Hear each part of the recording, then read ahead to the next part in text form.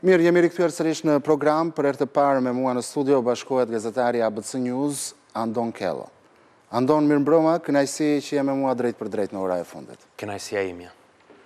Gjithashtu në një komunikim të drejt për drejt bashkë me ne bashkohet gazetari i njohur Ermal Qori nga Vision Plus. Mirëmbrëma. Ermal, mirëmbrëma, faleminderit që je drejt për drejt në ora e fundit. Ermal, dua që fillimisht këtë bisedë ta nisja me ty, dua të marrë shkas në fakt edhe nga nisja e seancës së parë parlamentare pas zgjedhjeve të 11 majit, por si është pritur, le të themi, spastrimi i parlamentit në kampin e socialistëve, largimi i të vjetërve dhe zvendësimi i tyre me të rinj.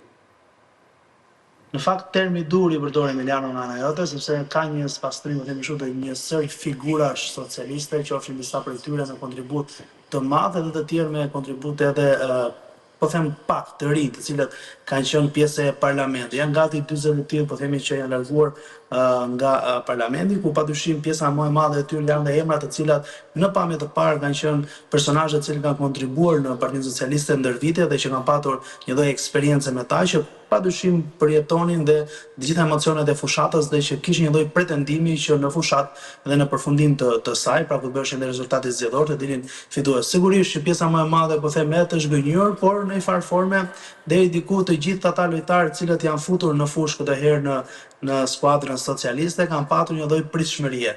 Po e quaj, pasi fushata ka qenë padyshim e fortë, padyshim e ashpër për disa prej kandidatëve të cilët kryesisht ishin në sfidë të hapur, edhe ishin në garë për të mbledhur vota. Tirana ka qenë jashtëzakonisht shumë e vështirë, ku edhe pse disa prej tyre kishin tani më një lloj eksperiencë në terren, nuk arritën dot që t'ia dilin. Kështu që pavarësisht të gjithë atyre fjalëve të bukura që fliten në publik, mesazheve që kryeministri Rama ka dërguar në fund fare, kur përfundon një sfidë dhe ti nuk je fitues, sigurisht që të vjen keq. Kështu që edhe në këtë rast ka qenë thuajse e njëjta gjë me socialistët që nuk i bashkuan dot parlamentit të ardhshëm. Por Andon, teksa socialistët kanë fituar me 83 mandate, si është përjetuar humbja në Partinë Demokratike? A besojnë në fakt vërtet demokratët në fjalët e Berishës për mosnjohje në zgjedhje dhe a ka pak kënaqësi në leadershipin e Partisë Demokratike? Sigurisht, humbja është përjetuar në një mënyrë, le ta themi, goditëse për Partinë Demokratike. Flasim edhe për zyrtarët më të lartë të saj, edhe për bazën e demokratëve, votuesit. I vetmi i përgatitur të paktën për humbjen me sa duke ishte vetë kryetari i Partisë Demokratike Sali Berisha, i cili ka qenë mjaft i qetë qoftë në deklaratat e para të tij fill pas 11 majit, por edhe në vazhdim është i vetmi zë kumbues apo fytyra e vetme e Partisë Demokratike në këto 2 javë. Sigurisht rezultati është pranuar, le ta themi të pakët janë ata të cilët duan të besojnë fjalëve apo premtimeve tashmë të zotit Berisha, por sigurisht në off records humbja është pranuar, janë 300.000 vota diferencë me Partinë Socialiste, është një rezultat thuajse identik me zgjedhjet lokale të vitit 2023, pra janë 500.000 vota dhe demokratët, por edhe leadershipi i Partisë Demokratike e di shumë mirë se me 500.000 vota nuk mund të jesh një parti qeverisë. Megjithatë, sa i përket leadershipit Partisë Demokratike, ka një ndryshim shumë të madh me vitin 2021, zgjedhjet e fundit parlamentare kur Partia Demokratike i humbi zgjedhjet. Në rastin vitin 2021 ka patur zëra kundra kryetarit aso kohe Lulzim Bashës dhe thirrje për dorëheqje. Kujtoj këtu atëherë është krijuar një grup nismëtar nga i ndjeri Bujar Nishani, por edhe kontributor të Partisë Demokratike të cilët kërkonin ndryshim, kërkonin dorëheqje, por edhe largim të leadershipit në tërësi të Partisë Demokratike, sot nuk ka asnjë zë të dalë dhe të thotë që Sali Berisha të jap dorëheqjen, sidomos nga, le ta themi, nga rrethi i Sali Berishës, nga zyrtarët më të lartë apo edhe nga le ta themi edhe nga eksponentë të cilët do të mbeten jashtë parlamentit. Por pse mendon se sot nuk ka një zë kundër? Po sepse mund të, nëse bëj krahasimin me vitin 2021, pritshmërit ishin më të larta, por edhe Lulzim Basha aso kohë arriti të thithë edhe disa element rebele. Çfarë ndodhi në këto 4 vite? Zoti Berisha, rebelët apo le ta themi deputetët apo zyrtarët e Partisë Demokratike të cilët ishin kundra tij, kundra rikthimit të tij, u rehabilituan në parti të tjera, në nisma të tjera, ose në prag të primareve të Partisë Demokratike u larguan. Pra, kemi rastin e Dashnor Sulës, Ferdinand Xhaferaj, të cilët kanë qenë konsistent në pikpyetjet e tyre, nëse Sali Berisha mund t'i... Xhaferaj u largua, Sulaj nuk u pranua as në listën e mbyllur, ashtu edhe në të hapurën.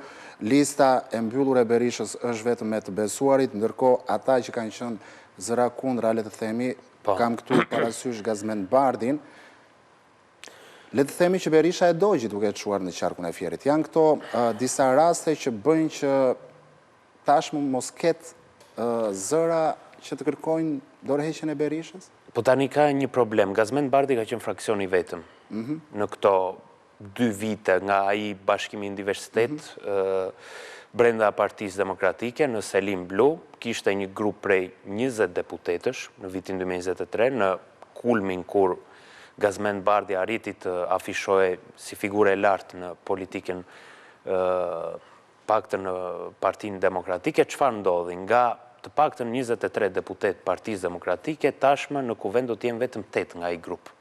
8 nga ai grup, por disa prej tyre Beftas, Rrugës, u afishuan më tepër afër Sali Berishës. Pra kemi Xhelal Mziun, Flamur Hoxhën, të cilët nga Gazmend Bardhi u rikthyen drejtues politik të Partisë Demokratike, u shkëputën nga Bardhi, janë edhe një grup i vogël, të cilët janë deputet lokal më tepër, Ramadan Likaj apo Bledion Albati, Sajmir Koreshi, të cilët megjithëse me shumë sforco ja dolën të jenë në listat e mbyllura të Partisë Demokratike, nuk kanë zërin apo peshën për të krijuar tashmë edhe infraksion apo e për të kërkuar largimin e Berishës. Ermal, nuk e di si e shikon ti situatën brenda Partisë Demokratike apo brenda opozitës. Sa ka mundësi, le të themi që brenda grupit parlamentar të Partisë Demokratike të krijohet një përçarje apo ndoshta edhe një fraksion i ri në shtator? Unë nuk e di nëse do të ekzistojë ndonjë mundësi tjetër për përçarje dhe për ndarje apo fraksion të kësaj force politike, sepse e them këtë duke marrë parasysh gjithçka ka ndodhur pikërisht me Partinë Demokratike, tani më është jo e coptuar, po e dërmuar fare nga të gjitha dimensionet e saj. Pse?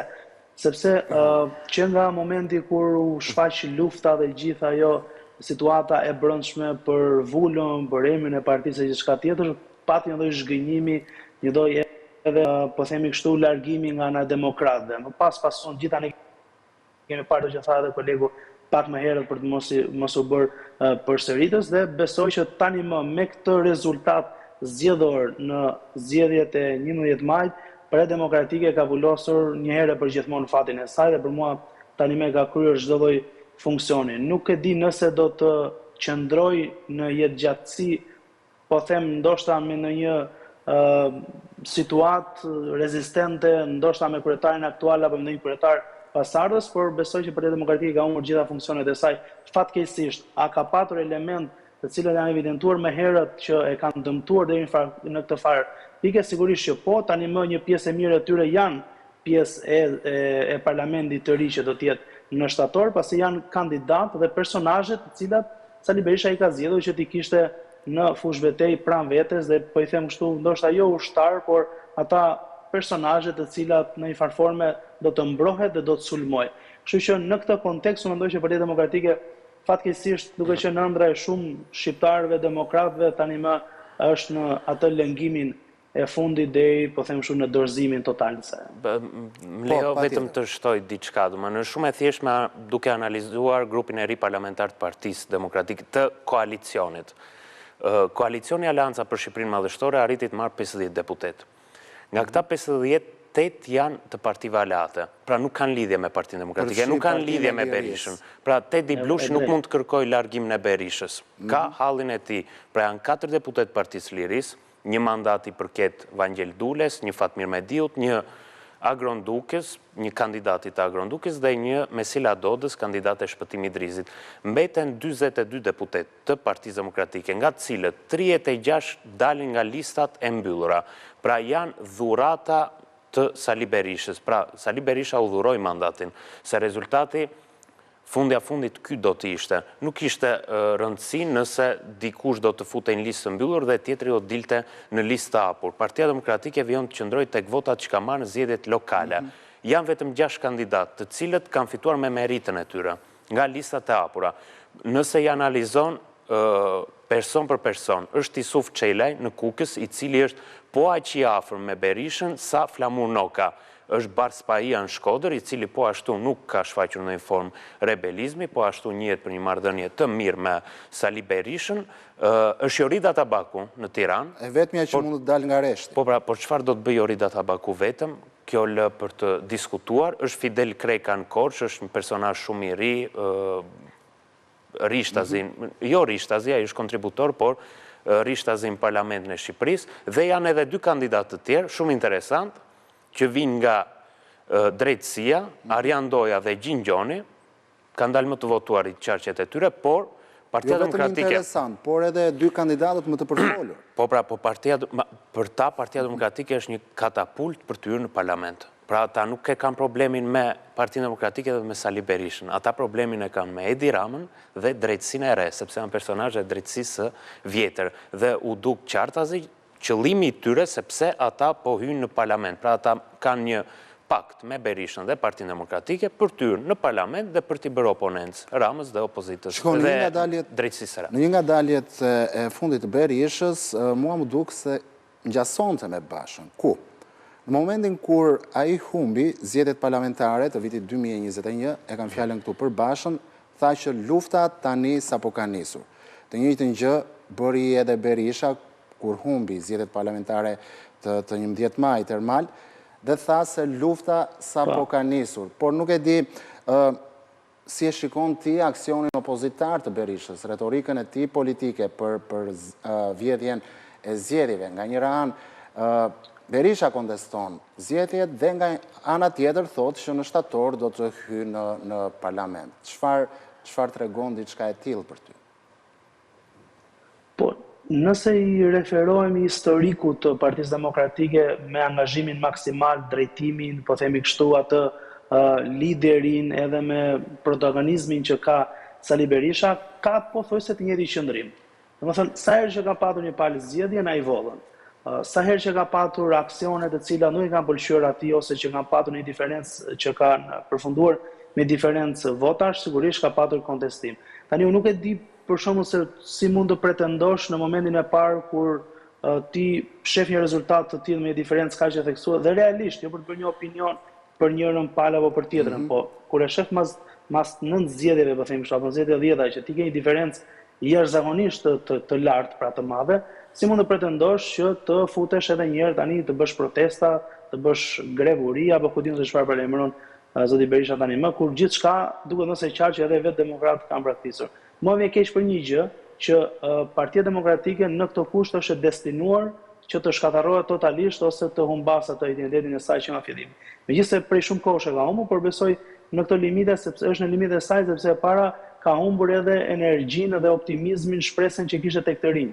Pra po shohim një pjesë e mirë e tyre që dolën mirë në primare, tani më thosh se u zhvendosën, u larguan, u futën fare në lista, kështu që janë po të njëjtat figura dhe të njëjtat personazhe. Kështu që nuk e di se si do të bëjë aksionin, nëse mund ta quajmë aksion, do të marr parasysh edhe vetë pozitën e zotit Berisha tani edhe në aspektin njerëzor, human, të moshës, edhe gjithçka mund të kalojë një njeri në këto 80 vite, po them, karrierë dhe energji, po megjithatë kjo është punë që mbetet për të parë në aspekt shëndeti dhe Zoti dhe urojë gjatësinë më gjatë, por që duhet të them do energjinë, do organizimin në terren, do rinin, do të gjithë strukturat përkatëse, do një riformatim të gjithë Partisë Demokratike që ti të përballesh pastaj me gjithë ata që ti ke përballë. Mos harrojmë që Partia Socialiste është një makineri votash, jo në kuptimin negativ, por në kuptimin e organizimit në terren, strukturë më strukturë, kur Partia Demokratike do të çojë ndërmend për votën e diasporës, të paktën nga informacione që unë kam në kontakte përditshme në terren, Partia Socialiste xha e kishte kryer gjithë takimet me personazhe, pse shkuam në rezultatin e 200.000 votave, se nuk do të shkojnë atë tema në tem, por e 200.000 votuesve në diasporë. Do ishin pikërisht ata shumica e tyre që ishin kontaktuar, ishin bërë gati nga Partia Socialiste si të aplikonin në PER, si të regjistroheshin, si të çonin gjithë informacionin e nevojshëm që votat të shkonin në shtëpi. Pra në këtë kontekst ke ende një diferencë të theksuar mes dy partive. Njëra e cila ka një, po themi, hap gjigant me strukturat e redi, me struktura organizative brenda partisë, kudo me statistika, me sondazhe, dhe në krau tjetër kemi parti që ngrej gjithmonë akuza, ngrej pretendime që her pas here mbase dhe mund të jenë të vërteta, por nëse nuk arrin ti faktosh do të vërtetosh në kohën e dur, atëherë bie në përsëritje dhe bie ndoshta edhe në një farë forme përsëritje qesharake. Kështu që nuk e di se si do të jetë shtatori, unë thjesht doja të bëja një pyetje kolegut për të kuptuar më tepër dhe ata që po na ndjekin në këtë çast, që pse nuk pati nga ana e Partisë Demokratike pjesëmarrje të gjithë atyre personazheve ose figurave që ishin më të votuarit në primare, shumica prej tyre, po them ose një pjesë e konsiderueshme, nuk u futën as në listë. Edhe kjo pastaj lë për dëshiruar deri. Dhe për ta vazhduar më tej pyetjen tënde, meqense Andon Kello është gazetar që mbulon Partinë Demokratike, Andon, cili do të jetë fokusi i opozitës në muajt e ardhshëm? Çfarë do bëj Sali Berisha? Pse, le të themi, e shohim që shpeshherë ai ngujohet në Selin, nuk takon forume apo struktura, pse nuk thëret protesta? Po, për t'i kthyer përgjigje pyetjes parë të kolegut Qori, fillimisht nëse e kujton para primareve, baza e demokratëve pati pak kënaqësi, qoftë për listat e mbyllura, listat e hapura, të cilat u propozuan nga Partia Demokratike, qoftë për mënyrën se si po mbaheshin primaret dhe çfarë ndodhi. Gjaketat e vjetra apo senatorët kuptuan se kjo është formula dhe ne duhet të kapim vagonat e parë. Që në zgjedhje të shkojmë të sigurt. Pra nëse digjemi tek dera e Berishës, atëre tek zgjedhjet jemi të përvëluar. Dhe çfarë ndodhi? Ndodhen ato negociatat kokë më kokë, gjithë drejtuesit politik me një vendim të Këshillit Kombëtar, pavarësisht se ishte propozimi zotit Berisha u futën në listën e mbyllur, ndodhen edhe ato problemet më pas me Tiranën apo edhe ata kandidatë të cilët nuk ishin garuar fare në primare të cilët u futën në lista, pra ndodhi ngar të bëhemi njërë deputet, më pas të shohim se ç'do bëjmë për zgjedhje. Pra që atëherë unë u atë që farsa që sot zoti Berisha akuzon për zgjedhjet e 11 majit, pas ka nisur brenda Partisë Demokratike, sepse edhe vetë kandidatët si që e shet tani në Tiranë apo edhe në disa qarqe tjera, po akuzojnë njëri tjetrin brenda Partisë Demokratike se kanë vjedhur vota. Pra, humbja është parashikuar apo është nuhatur nga njerëzit përreth Berishës shumë më pranë. Kuptuan formulën dhe pikërisht, këtë formule kuptoi edhe Dashnor Sula, por për shkak të raportit që ai mban me drejtësinë e re, u doq. Disa të tjerë jo, ose për shembull Hysén Kadiun Kavaj nuk ja doli. Por, për të dalë edhe tek pyetja e dytë, sigurisht Lulzim Basha në vitin 2021, nëse e kujtoni, sepse u tha pse fjalimet janë ngjashme, dhe unë do bëjmë pyetje që nuk e di nëse do marrim ndonjëherë përgjigje, ku e dini ju që nuk ka qenë një njëjti autori dyja fjalimeve? E para kjo. Dhe e dyta, sepse korespondojnë shumë edhe deklaratat edhe mbështetjet që kishte Lulzim Basha në asoj kohë nga Sali Berisha, dhe e dyta, Lulzim Basha pas humbjes së zgjedhjeve të 25 prill të vitit 2021, bëri tur foltore. Takoi demokrat, kërkoi t'i qetësonte, pse? Sepse demokratët ishin ranë pritshmërit nga up and down. Pse nuk po e bën një gjë të tillë Berisha? Çfarë pritet? Çfarë lëvizje shpriten nga Berisha? Nuk po e bën sepse baza e demokratëve në këtë moment është e rënë për tokë, është shumë, le ta themi, shumë e indinjuar me rezultatin, por edhe me leadershipin, edhe me gabimet që ka bërë Partia Demokratike, dhe Sali Berisha çfarë po bën tani? Nuk po del as të takoj të falenderoj votuesit e vetë, as t'u jap shpjegime, por as të denoncoj farsën me ta, siç bëri Lulzim Basha në vitin 2021. Është në Seli sepse është vendi më i sigurt i Sali Berishës. Po thua që ka humbur besueshmëria e demokratëve te Berisha? Patjetër, sepse pas çdo humbje, thuaj se një përqindje shumë e lartë e militantëve e humbasin, pavarësisht se mund ta rikthejnë më vonë. Por kujtoj këtu se edhe shpresa më e madhe që ka qenë e Partisë Demokratike gjatë fushatës elektorale, mbështetja nga administrata e re e Donald Trump ka rënë aktualisht. Dhe kjo është me prova sepse drejtuesi politik i Tiranës, një ditë më parë në Mosgaboj, e konsideroi reagimin e ambasadës amerikane urimin si një tallje për qytetarët shqiptarë. Ermal, një pyetje të fundit për ty, jemi në minutën e kohës së rregullt, le të themi. Mendon se Rama për 83 mandatet e fituara në një farë mënyre duhet të falenderojë dhe Berishën? Më pëlqen shumë pyetja. Po mendoj se po. Dhe duhet ta bëj këtë në mënyrë sistematike për shkak të qëndresës heroike në familjen të Zoti Berisha gjatë gjithë këto zgjedhje që ka ndodhur në të kaluara. Po megjithatë përtej gjithë batutës edhe themi kështu humorit momental, jam i sigurt që Partia Socialiste ka një lloj fokusi kryesor të trajtimit të gjithë fushatës elektorale kur vjen puna te fushat elektorale te bindja e qytetarit, liderin e partisë. Pra si thuaç, atë imazhin e krijimit në liderin e partisë, në këtë formë sigurisht krahasohet të Rama në një krah, në krahun tjetër Berisha, është taktika e njohur që kryeministri Rama e ka përdorur në zgjedhjet e fundit, si në zgjedhjet e kaluara dhe në zgjedhjet që sapo ndodhen tani më. E sigurisht në gjithë këto vite duke ballafaqur gjithçka ka ndodhur, Rama me sa duket i mëshon më shumë arritjeve dhe gjithçka ka bërë në këto vite në qeverisje. Po thua sa herë që Rama të ketë përballë Berishën, aq herë do fitojë. Ermal Çori, të falenderoj që ishe me mua në ora e fundit. Faleminderit kënaqësi. Andon Kello, faleminderit që ishe me mua në studio. Faleminderit, po këtë e ka pranuar dhe vetë Berisha.